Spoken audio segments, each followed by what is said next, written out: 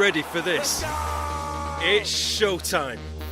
Lights, fans, action. Oh yeah, we've got action. Faster, tougher, more ferocious.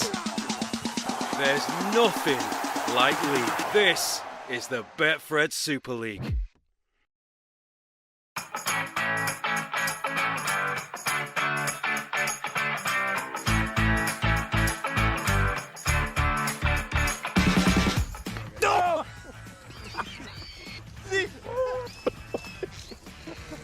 Got me here. It took a big chunk out of me. Bleeding. It's bleeding. Oh no, it's bleeding. The thing just ripped my ear off. What do you think?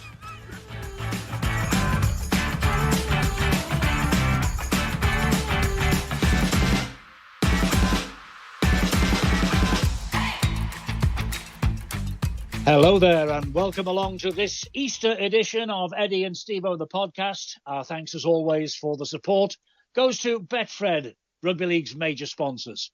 So yes, the Easter programme looms. Good Friday, the top four will all be in action against each other. Hull KR and Wigan and Saints, two cracking games and more coming up.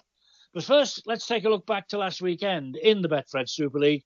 And Stevo, here we go again. Salford and their game against the Leeds Rhinos. Now then, Sky devoted about half of their build-up to the match to the trials and tribulations of the Salford club last Thursday, with interviews with two of the leading characters in this saga. First of all, we heard from the CEO of the Rugby Football League, Tony Sutton, who said, when asked if the club would be in Super League business next year, well, I hope so. He couldn't give a yes or no answer. It doesn't sound brilliant, all that, does it? It's disgraceful. How many times have we said on this programme that this Salford situation should have been sorted out well before the season started?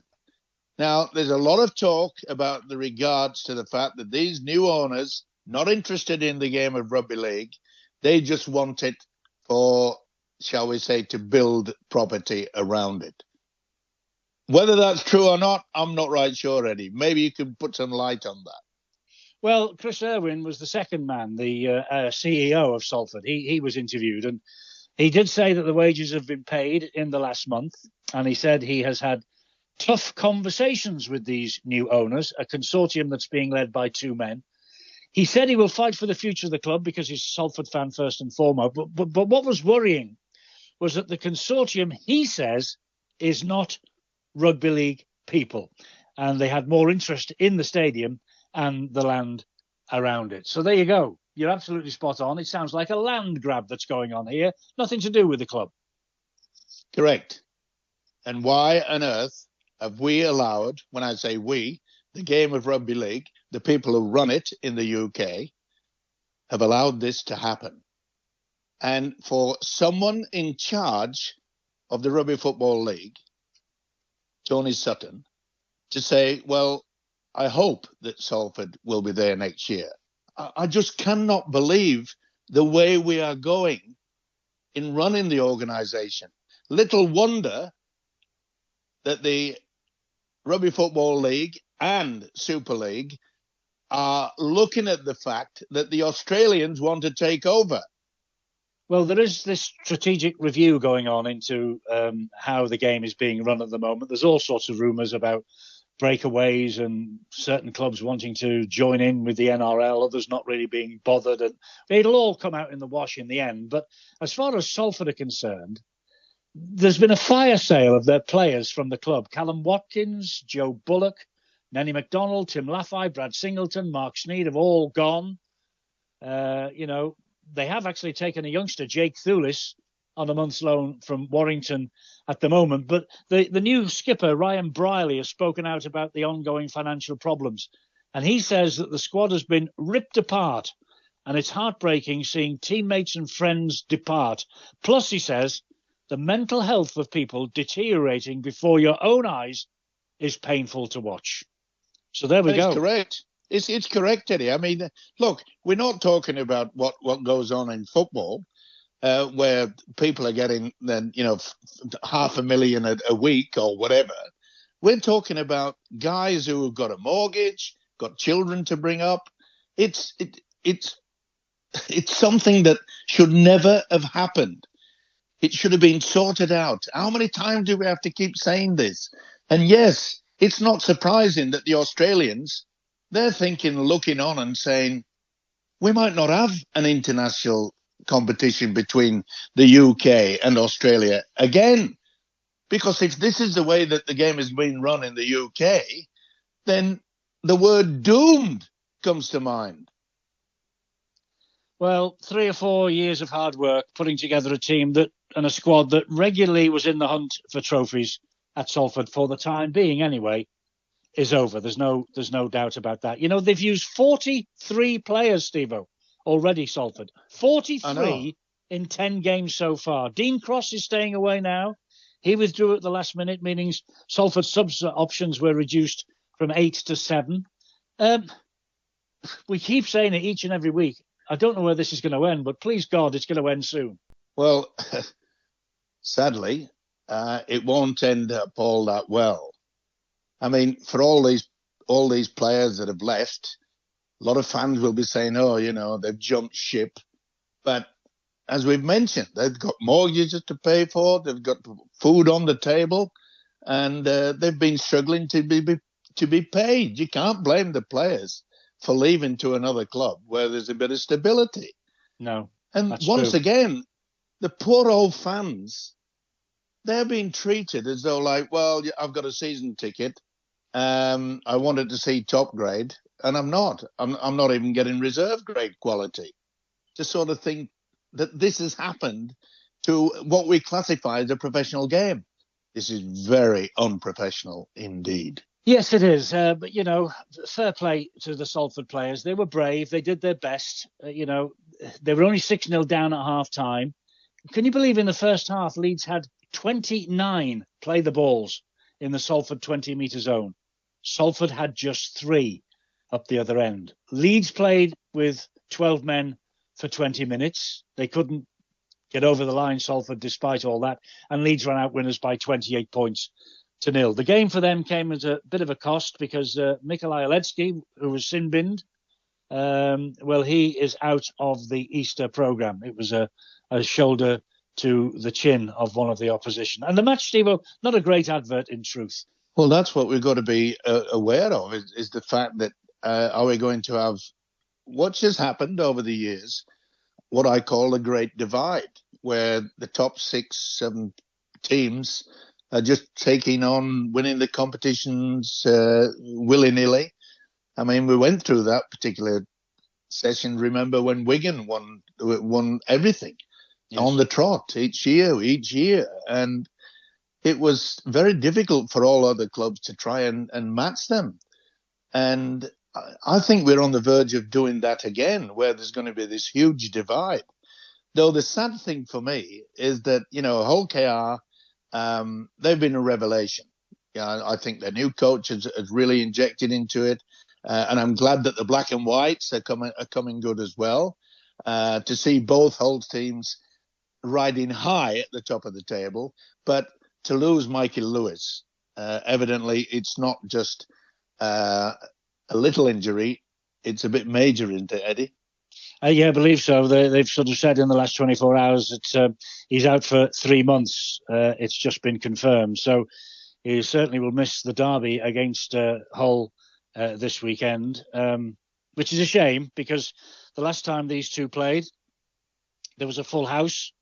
And there was a full house for Hull KR against Wigan, and the grand final repeat at the weekend just gone. By the way, Stevo, a bizarre comment from our old mate John Wilkin pre-game. 20 rounds to go.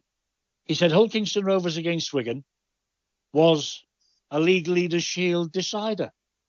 There's 40 points to be picked up between now and the League Leaders' Shield being decided.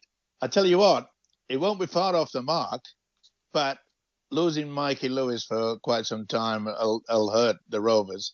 There's no two ways about that. But maybe don't write off the Saints. You used to always say that, Eddie. Indeed. Who used to say that? Never write off the Saints, you know. Yes, the man with the wig. No, not the man who I thought wore a wig. Yeah. Yeah, and also dyed his hair, which was totally rubbished, as you well know. Mickey McAlorum, he's got a bicep injury as well for Hull Kingston Rovers. He's going to be out possibly for a 12-week spell also. So they're going to be tested, aren't they? They really are going to be tested, Hull Kingston Rovers.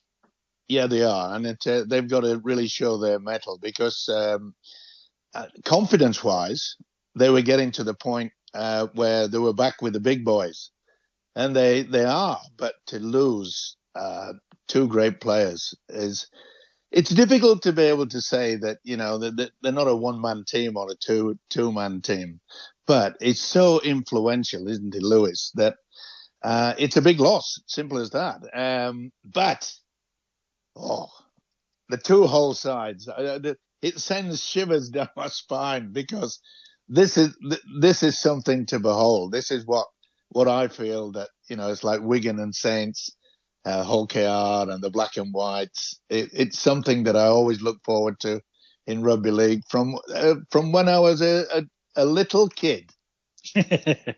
Well, you've got a good memory, haven't you? If you're going back that way. Yeah. Well, I tell you what, it was quite a game between Hull KR and Wigan, and it's teed up nicely. Okay, they've got their injury problems, but it is teed up nicely for this weekend, and I'm sure there'll be another full house for the whole derby.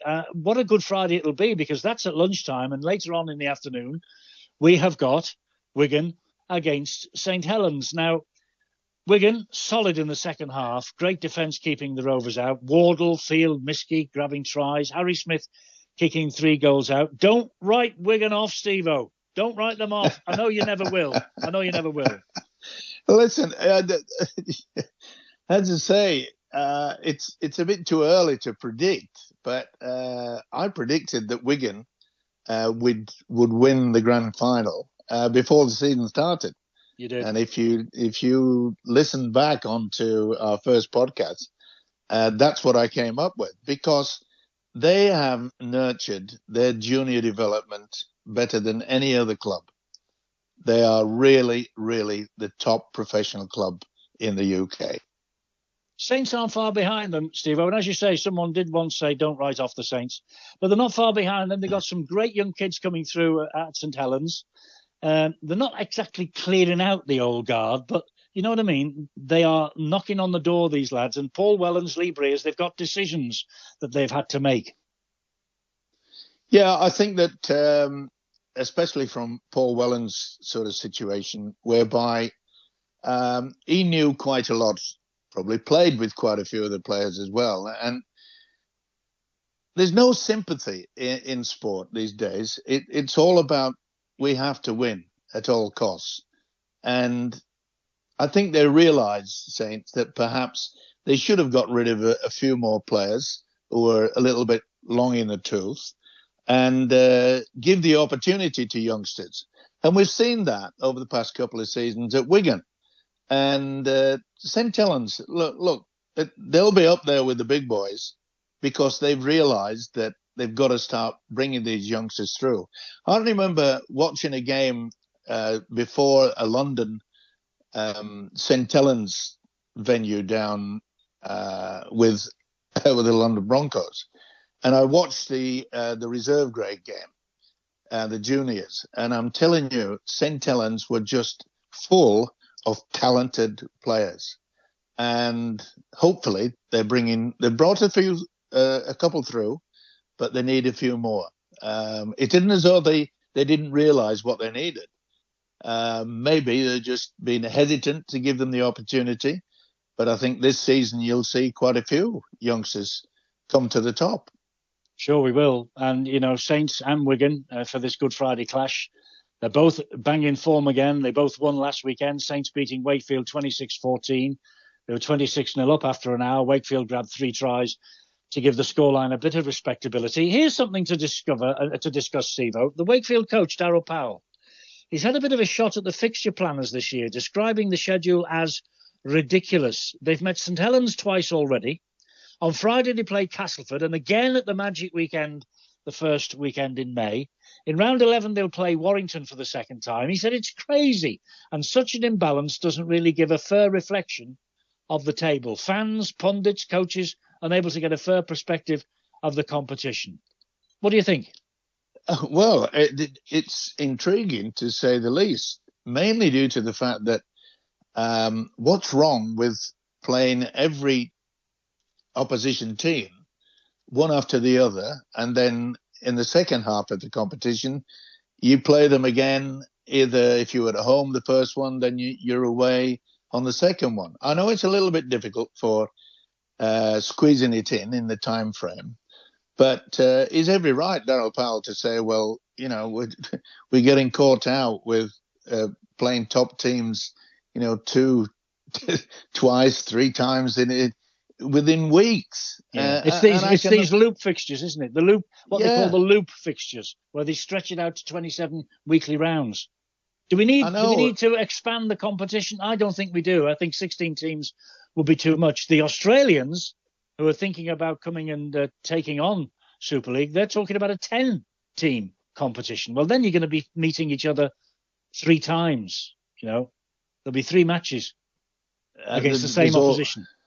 There's all that talk, Eddie, and there's a lot of sort of discussion with the fact that over on the western side of Australia, Perth, they want to join the NRL.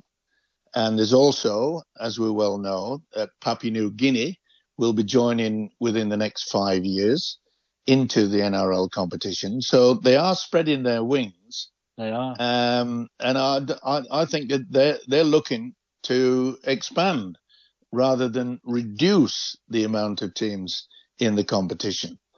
And we've got to keep expanding it. It's as simple as that.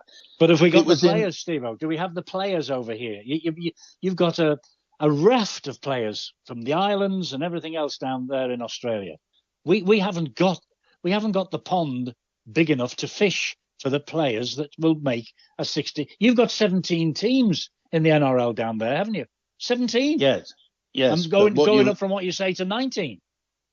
But what you've got to understand, Eddie, is that when Super League was bantered around, which eventually came to fruition, but they forgot about one thing. Remember when they had a situation whereby they appointed certain coaches in all different areas all round the UK, in Wales, up in Scotland, etc., and so forth. And all of a sudden, after 2 or 3 years, they said, we can't afford to pay these people to create it, to go into the schools, to expand junior development, etc., and so forth. How many schools are playing rugby league? Not many. Simple as that. You look through it every single year. Oh, this team's gone, that team's gone. Now, to me, it's just crazy. We are not looking after our game. Not looking after the future, I suppose you could say. Yep. Back to the Easter programme, Stevo. Castleford. Now, listen, Castleford, they're having a terrible time with injury, but they're now recruiting on loan players like Tom Amone, who's been released by the Bulldogs down there in Australia. He didn't make a single appearance for them, by the way, but he's on his way to Castleford for the remainder of this year, joining Hull Kingston Rovers next season. Jordan Desiree of Catalan has been signed on loan as well. He could play on the weekend against Wakefield. And Frenchman, another Frenchman, the whole prop, Hugo Salabi, he is on loan till the end of the year as well, although there is a clause apparently in that contract that he can be recalled. But I mean, this is the way they're going here. They're making do and mending, aren't they? And I know it's gone on for years. I know we've had loan arrangements with all the clubs, but you talk about stability. These are loan players who next year will be playing for somebody else. Next week could be playing for somebody else. And there's also the nub of the problem. It is a huge problem. And that is why a lot of people are sort of are saying, oh, we don't want the Aussie to take over. We don't want this, that, and the other. But when you think about it, and I remember, 20 years ago, Eddie, talking live on Sky TV about the responsibility of having a UK club attached to an Australian club so that you can bring youngsters up, give them an opportunity to play at a lower grade in Australia and vice versa, to bring the Australians over. And now we're on the verge, because they had a meeting in Las Vegas in regards to this issue. We have a lot of people now saying, oh, that's stupid. Why on earth do we want to do that? You've got a situation whereby I know of two English players in rugby union, Eddie, who have come over from the UK and are playing at Manly Rugby Union. And part of their contract is to go into the schools and coach the kids. Simple as that. As I say, we miss the opportunity time and time again in regards to protecting the greatest game of all. Maybe what would help is if we got the grounds filled, if the clubs in this country made sure that their grounds were sold out each and every week. We got the grand final back to filling the rafters again. We got the Wembley Challenge Cup final filling up to the rafters again.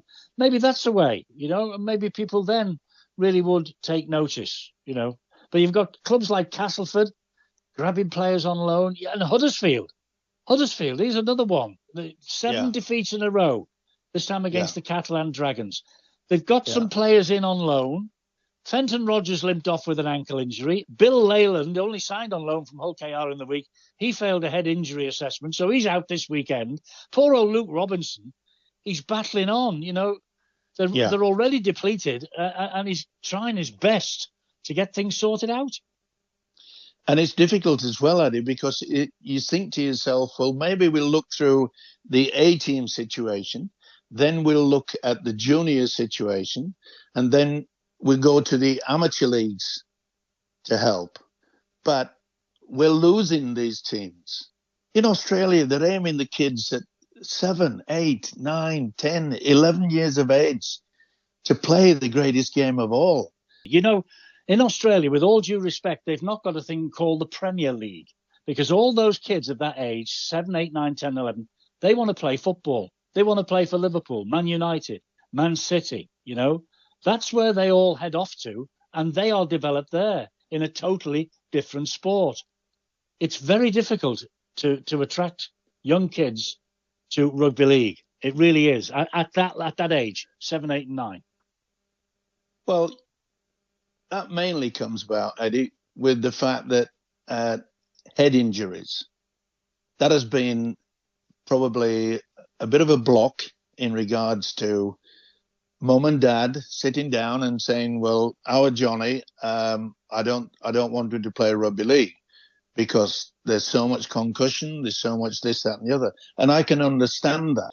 Now, in Australia, at a certain age, a young age, you have to wear a scrum cap.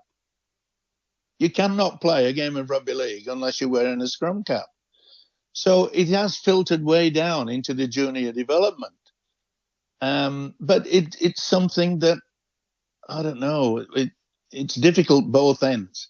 But even now, you talk about playing football, there's a problem with heading the ball.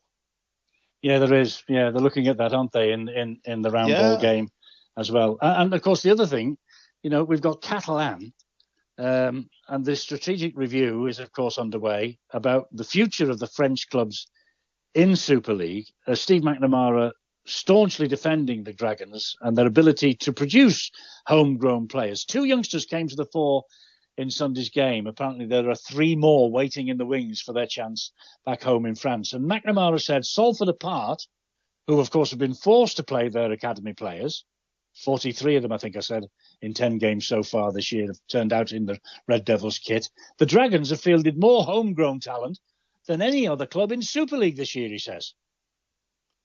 Well, it's probably correct. And you talk about having to fight against another sport. Of course, in the south of France, where Catalan play, rugby union is huge. And of course, we all know now, we didn't in the olden days when they got paid money in a brown paper bag. It's full-time professional, Eddie. It is. And when did that come in? 1995. When what came in the following year? Super League. That's right. And I'm thankful that it did. Otherwise, we'd have just been playing amateur in the UK. It's as simple as that. Valandi has made it quite clear that he'll want to expand in France, not just with the two teams, not with Catalan and Toulouse. He wants expansion. And as far as I'm concerned, Eddie, I'm with him. I'm with him all the way that he should take over. Well, Phil Gould is probably with you because he's never short of an opinion either, is he? And he said a number of our clubs are jostling to be in a position of favour with the NRL by approaching teams about the possible associations you've been talking about this week. He says the talk started in Vegas, all about this apparently involving secret meetings. And he calls on the NRL, here you go, to run both the Australian game, the Super League, and the international game. He said he himself made this recommendation 6 years ago. Yeah, but we made it, Eddie, 20-odd years ago. Nobody listened to us either. Well, precisely. Look, there comes a time when how many clubs have we seen that has hit rock bottom and somebody with a lot of money has saved them? Okay? Now, the fans say, you beauty. That is fantastic. The game itself says, oh, that's fantastic. Thank you very much, Mr. So-and-so, for injecting millions into that and keeping our club alive. And yet, the Australians are quite prepared to get involved with 33%, but to run the game. The NRL, as you say, they want a 33% stake in the game, full administrative control of the game, and rumours also about this 10 teams in Super League. And what can you shed light on about this? There is a rumour knocking around up here that they want Super League to go back to the winter. That is mainly due to the fact that perhaps they don't like playing at the same time. Now, to my way of thinking, why do we want to go back to having all the fans have burners out onto the field of play in the hope that they can get rid of the ice and the snow, etc.? Why would we don't have winters down there like we have, do you? There's no question about that. No. I mean, look, if you're playing against Canberra in sort of June, July, you'll freeze your whatsits off. It's as simple as that. You know, it's on the verge of Mount Kosciuszko. And Mount Kosciuszko, which may surprise a lot of people, is a high mountain in Australia, and it's famous for snow skiing. And that's its name, Mount Kosciuszko. I've never heard of that before in my life. Mount Kosciuszko. Mount Kosciuszko. I tell you what, you learn something on this show every week. You do. Well, you should listen for a change. Look, I can assure you now, if you look at the snow skiing and the high jump and the whatever they call it, don't be surprised. Be surprised. The high jump or whatever. Don't be surprised to see an Australian name in there, because we have a winter season in and around Mount Kosciuszko. Well, we had a Jamaican bobsleigh team, didn't we? winning medals in the Olympics. So I mean, in the Winter Olympics. So there's no. Well, don't get me wrong. I'm not so sure that Barbados won a medal, Eddie. No, Jamaica. Well, they took part. They took part in the competition. Look, time is of the essence. We've got a great weekend coming up in Super League this weekend. Going to be great crowds everywhere. There always is on Good Friday. And here's something fantastic on which to end, Stevo. The ticket sales for the Ashes later in the year, Headingley sold out, as we know. Everton now, their stadium, 50-odd thousand, also is a sellout. And they say 70,000 plus for Wembley are already gone. How good is that news on which to end this week's podcast? It's fantastic indeed, Eddie. And to be fair, I have to congratulate both the NRL, the International Federation, and Australia and the UK for sorting it all out. And I think it'll be the first time we'll have a sellout in all 3 tests. And I hope Probably will. I hope it does, Eddie, because I'll be back there. I wouldn't miss this for £2, or maybe 3. I think you might have to pay a bit more than that because they're all sold out. And the rumour is if you've not got a ticket, you ain't going. So let's wait and see. I tell you who's got a lot of responsibility for this small account. Simon Moran from the Warrington Wolves. He's taken over control of the publicity and everything else, and the ticket sales and how to get the ticket sales out into people's possession. So well done, Simon Moran. He's now on the RL commercial board, I believe, to do all this. And why not? I mean, if anybody can sell tickets, it's him. Indeed. And he might not have one for you, let me tell you now. He might not have any ticket for you, but we will wait and see. Well, do me a favour. Oh, no, I'm going to ring him up. Right. Bring him up. No, what's his mobile? Honest to goodness. Stevo, we'll talk again in a few weeks' time. Next week, we've got a special with our dear friend Ian Proctor. And the week after that is when we come back and do this podcast all over again. So have a happy Easter. Don't eat too many eggs because I know you've been on a bit of a diet. And look after yourself. Yeah, thanks for that, Eddie. And I can assure you now, anybody should listen to next week's podcast because Ian Proctor has got the best brain and knowledge of rugby league than any other person on earth. You're right. And he's got a few stories about you, so look out. Okay, talk to you soon.